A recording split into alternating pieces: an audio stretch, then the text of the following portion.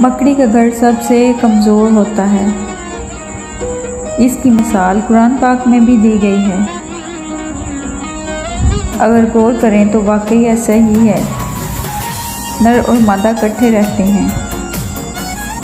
जब मादा के बच्चे पैदा होते हैं तो वो अपने नर को मार देती है।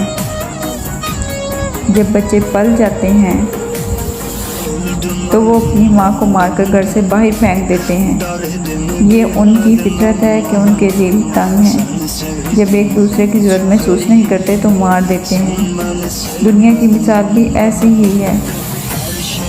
फिर हमारे घरों में अना का राज है। एक दूसरे के दिल यूँ तोड़े जाते हैं कि एक दूसरे को कह दिया जाता है कि मैं तुम्हारे लिए और तुम मेरे लिए मर गए।